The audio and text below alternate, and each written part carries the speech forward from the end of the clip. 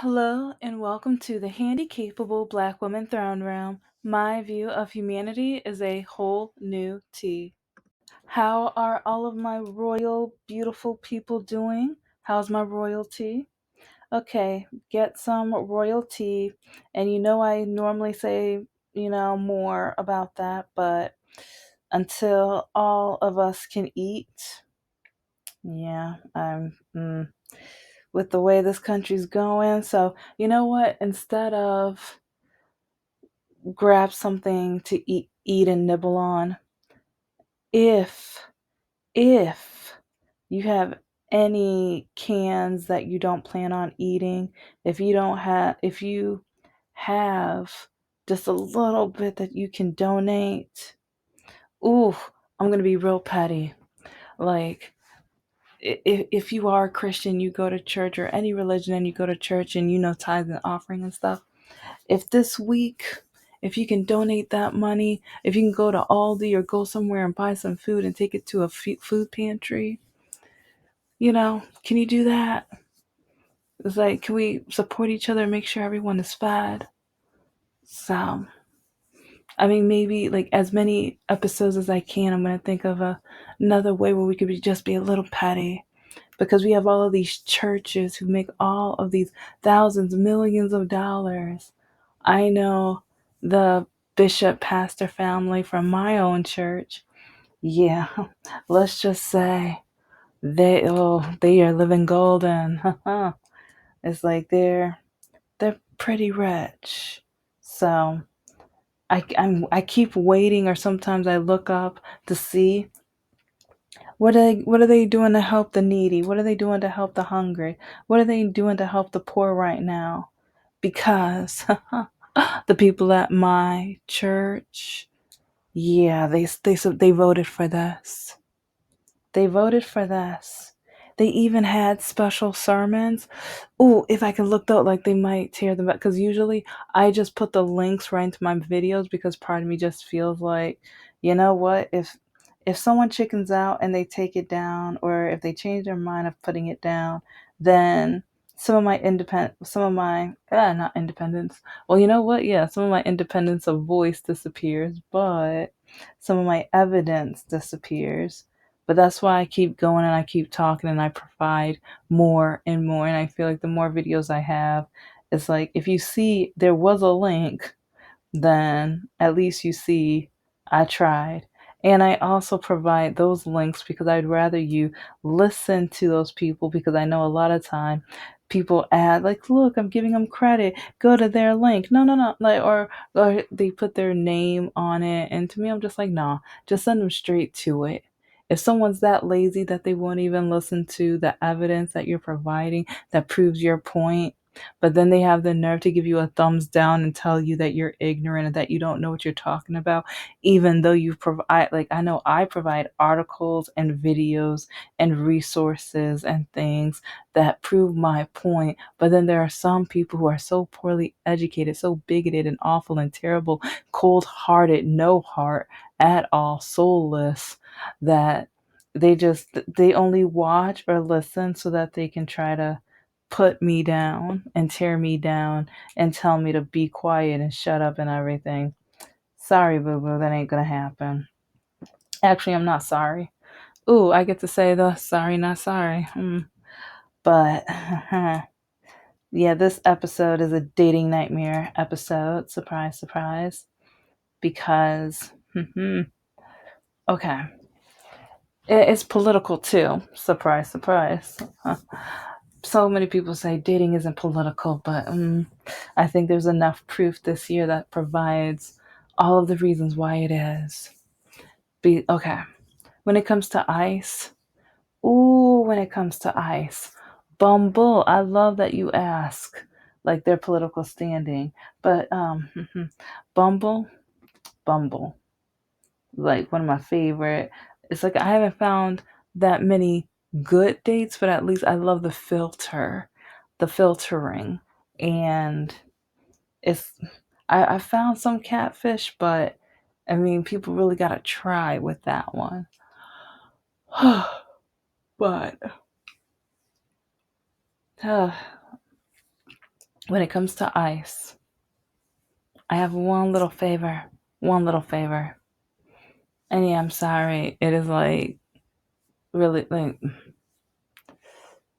Bumble, the creator, the wonderful, amazing creator. Like, and I mean, yeah, I'm uplifting her because I mean, especially being a female in the like website, social, like it's social media, but it's not social media, or it's a certain demographic of social media and things, a different culture. But can you please, in the dating profile, like allow people to say yes or no on if they worked for ICE? Pretty please. Because this way, like, especially if someone decides to skip that question, it's like, cause yeah, if someone skips that question with me, I'm gonna swipe left.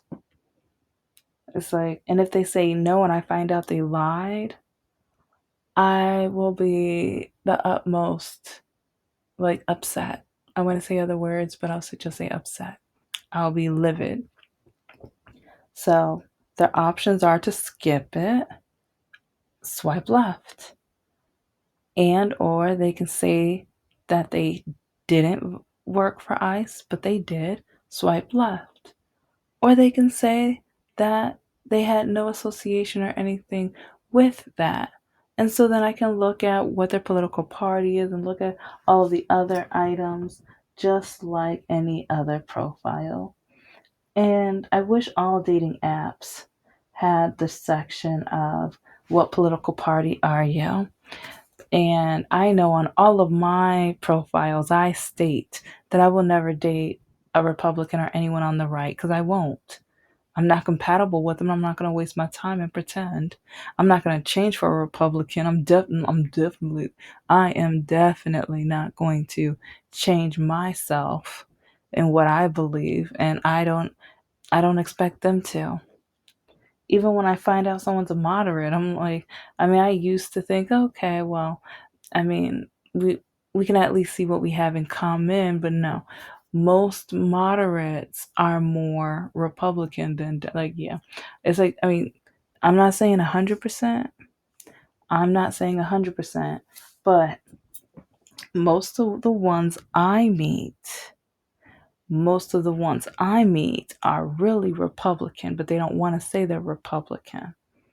hmm If you've been listening to the over 500 episodes, you'd already, yeah, it's like you've been looking at the screenshots, you've been reading the screenshots, you already know what I'm spilling, you already know what I'm saying.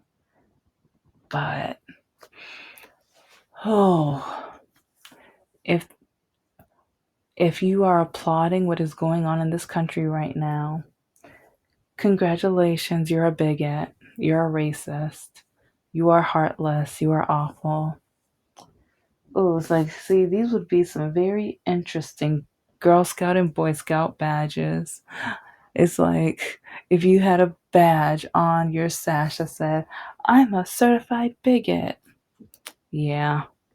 Your parent, I was going to say, oh, your parents must be so proud, but more than likely your parents are too. So that would be a really interesting ceremony. Or no, but that would probably just be the KKK coming together, but oops. Okay, because, okay. Looking, especially, oh my gosh. I am so upset and disappointed with how many African Americans I'm seeing working for ICE. I am disgusted when I see like the African American nose it, like, because I mean, yeah, they're covering up their face as much as possible, but when I see their nose and their hands and certain features and things, I'm like, yeah.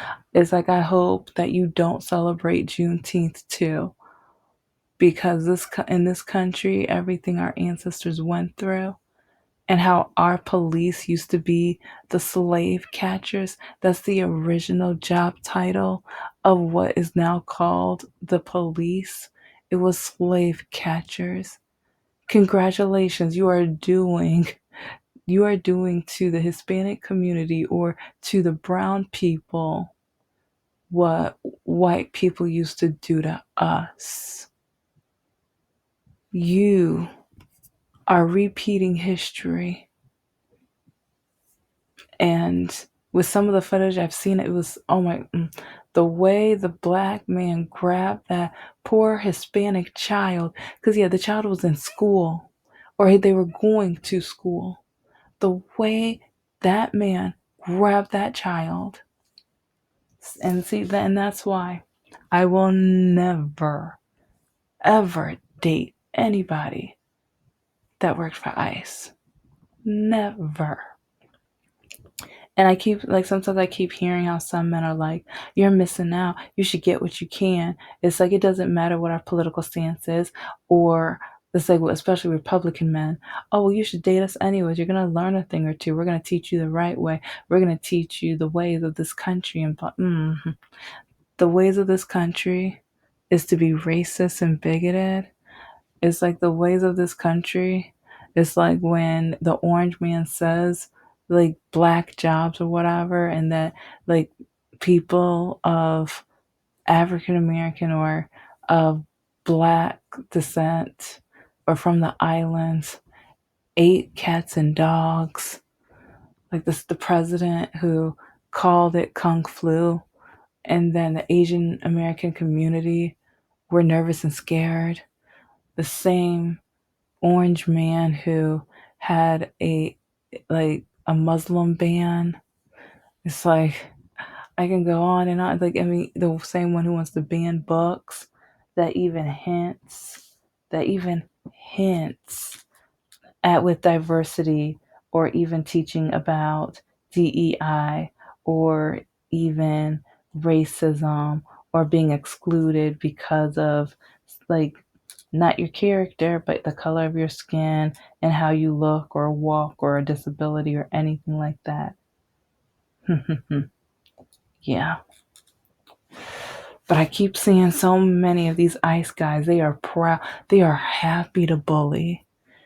It's like the way they just feel like they can do anything they want.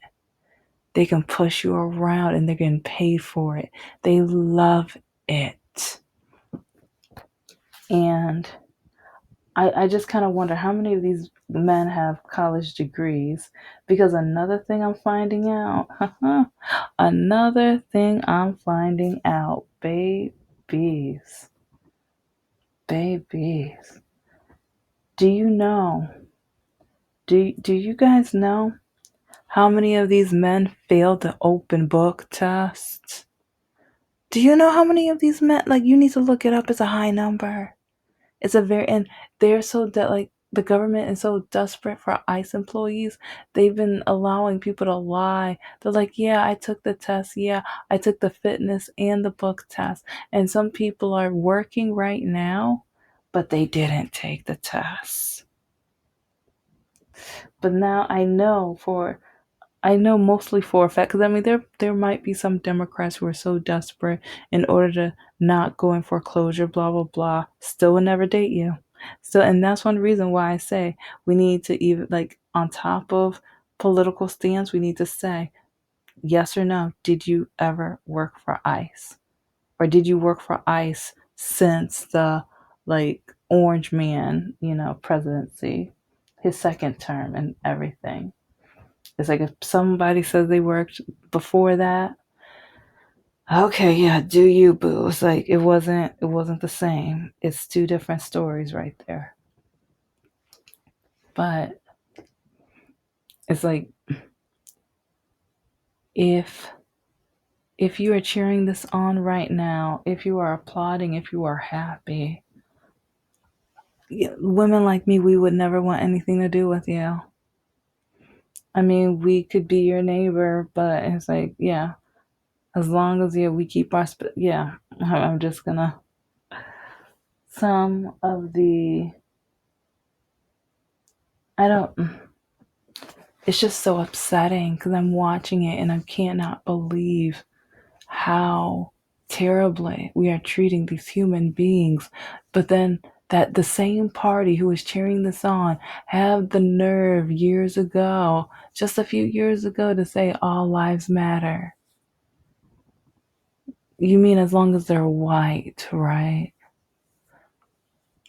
Because even some of the non-white Republican politicians and stuff, they're talking like they're meeting with some of their, you know, delegates or some of their follow or not even followers, like some of the people who are in the same political party, other Republicans, MAGA and everything. And then you see and hear some of these Caucasian Republicans tell them, I would never vote for you because you're not Caucasian. I don't like being near you because I don't stand with you because you're not like, but then they have the nerve to say they're not racist. They have the nerve to say we don't need DEI. No, they don't want DEI because they want the right to be racist. They want the right in order to be mean and cruel and to also push down people who they think they're better than. That's what they want. If they're going to create their resume, I've mentioned this weeks ago, but it keeps getting worse with the situation. I want to know, what are they going to add to their resume? And also, what jobs are they going to apply for? Okay. Or are they going to try to rename it? And also, who are their references from this job going to be? But like, really, what experience are they going to add to the resume? And how are they going to fluff it up? And also, if they go on a date and they don't have to mention it on their profile. If a woman asks, what have you been up to over the last year or two? Or what do you do for work? Or what did you do for work if you no longer work for ICE anymore, but you're still looking for new work? Like, what are you going to say?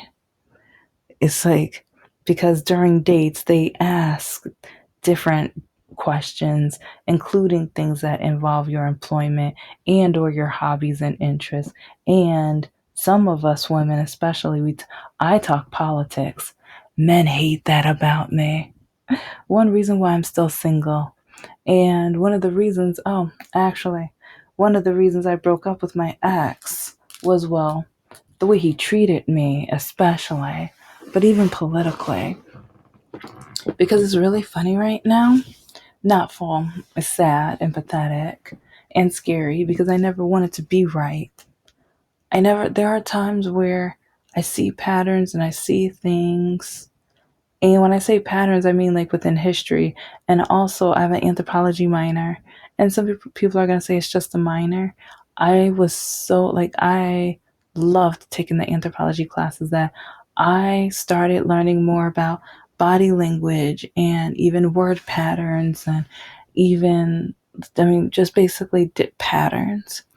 And with the orange guy, while he was running the first time, I saw a lot of red flags and I saw a lot of things to kind of be a little concerned about. And my ex would laugh at me and he would just tease me and say that, oh, you're scared about nothing. No idiot's actually going to vote for this man to be president. Ha ha ha. No one's ever going to vote him to be president.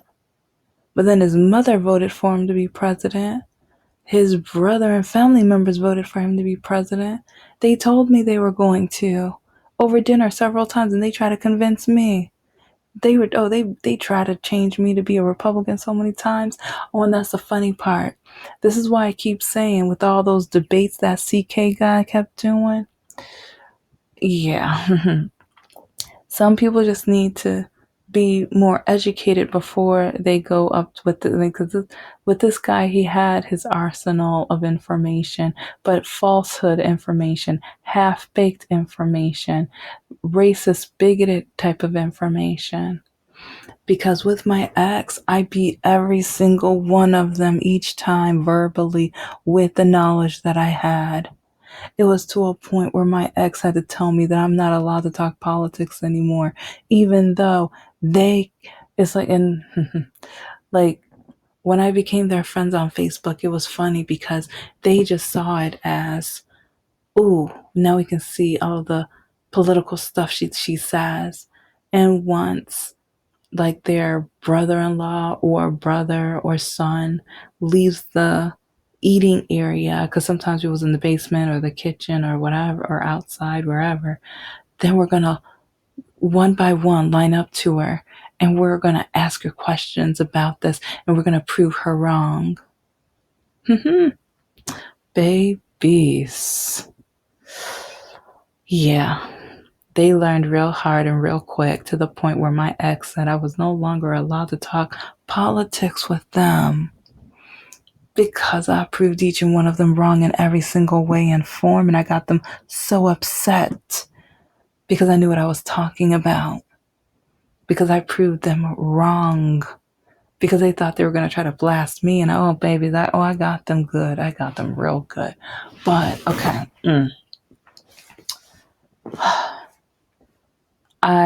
Sometimes I wonder even if the oldest brother was going to try out to work for them, because I wouldn't be surprised with him. He probably didn't, because I mean, he's older, and I kind of doubt he would even pass the physical test. And even with debating me, I'm not too sure he would pass the open book test. Yeah. Okay, but with that family, and another reason why it's like the Republican Party they wanted to say, we're not racist, we're not that, they are racist. And some of them had the nerve to say, well, we voted for Obama, so we can't. Did you? Because, yeah, when they say we, they mean we as a country. Ask if they specifically. And then a lot of Republicans, especially after Obama, like, it was done in the White House, they want to say he didn't get anything done. But then they don't really dig into what happened. They don't remember how the Republicans, they were in charge of, like, either the Senate or like one of the like branches, or one of the, groups. And from that, like, day one, they said, we are going to make sure we vote everything down. We want to make sure nothing passes with him. That's what the Republicans said. Okay. They tried their best, like, they wanted to make sure he was a failure. Okay. But a lot of people, yeah, they don't want to listen to that. And also, even looking up the .gov, looking up the history of the voting and everything like that, so many Republicans, things got voted down, but then it was a tie break. Then it won. Then those same Republicans turned around and bragged about it and made commercials in order to win another term in their state. But yeah, no one looked up, did they vote yes for it? No, they didn't. They didn't, but they bragged about it. And that's what happened even during Biden's presidency. A lot of things would have not passed if it was not for Miss Wonderful Kamala Harris. And the Republicans were like, no, no, no. But then it passed. And then some of them, certain ones, turned right around and made commercials just about that, and just about the money they were going to use and how they were going to use it, even though they did not vote for it. And I'm just seeing such a pattern within the Republican Party, but it's really crazy how they keep trying to say we're the villains, we're awful, we, like, Democrats are the ones that are trying to tear this country apart, and they keep just saying so many stupid, idiotic, poorly educated things. And it's just like, at least we want to feed the hungry. At least we care about, like, and yeah, no one's perfect. Some people are that they might be cheating the system, but it's like, I care about the hungry. I care about the ones that need it. I do. And then when it comes to education, I think everybody should know all of American history, not just whitewash history, not just the history that's going to allow the white man to always look like the hero, even though when they first got on this land, because they got lost, they decided, like, first they tricked the Native Americans. To me, they love bombed them. First they were like, oh yeah, let's break bread, let's do this, blah, blah, blah. And then all of a sudden, okay, we got them. They trust us. Let's eliminate them. Let's take over. Let's take this land. And then, oh, we're too lazy to build on this land. So you know what? Let's go to another country and capture people and enslave them and force them to do the labor for us because we're too lazy to do it. and let's get rich and become millionaires and billionaires off. Like, because yeah, there's a few billionaires companies that got their money from slavery. Yeah, so and then throughout the years with massacres and then the Jim Crows and the sharecropping, and it's like just one after another. But then it's like reparations. You don't need reparations. Too much time passed for that. You don't deserve that. Even though many of the Caucasian families have farms till this day because of the reparations that was, instead of given to the slaves, was given to the slave owners, or even just given to the white people. And then the white people got the farmland. And some of them still have it till this day. And so when it comes to ICE, when it comes to some of the people in this country, I'm just like, for my safety. And I think other Democrat women would agree with me. We want to make sure that we, like, and I mean, there's some girls, women who work for ICE too. So, I mean, that question should be for everybody. But ratio, like looking at the percentages, a lot more men than women. A lot more men than women. And I'm really curious, like in the messages, because sometimes I'm like, okay, what question should I ask? But how do you think someone is going to like add it to their resume, but in a way where it looks good? Because like, are are they going to say that they because I'm thinking even from the racist perspective, are they going to say that they have 20/20 vision because they knew how to pick out a Hispanic person compared to other people? Are they going to say like their listening skills? It's like they observed and heard people who did not speak English. But I mean, I know they're going to word it differently. So maybe one day I'm just going to sit down, or maybe even a whole week, I'm just going to write down different ideas of how they're going to say it. But what are your, like, you guys, what do you think? How would you think they're going to write it down in their resume so it looks impressive? It's like I met quota like 60 to 70% of the time during my time in the office. That's one. Because I feel like that's going to be a strong one. They're going to talk about how they met their quota. It's like I worked long hours in order to make sure I got the job done. And because, I mean, tracking people down, yanking them out of vehicles, yeah, that's part of getting their. Did they say what they got done? No, because some of them, they're gonna probably go around it, talking about the long hours that they like, because that's gonna show dedication and things. Oh, they're gonna show their teamwork because they're in teams, so they're probably gonna mention the teamwork that it took for them to be able to capture people and hear, like, oh, like willing to hear people who disagree from me. So the yelling and screaming from people across the street, yeah, they're probably going to add that too. And I'm going to talk about this again. I'm going to talk about this over and over again. But yeah, any of the dating apps, but especially, yeah, I don't know. It's like, I really love Bumble, even though it's like, I think I had one or two dates from it, and one of them was absolutely awful. Actually, no, three.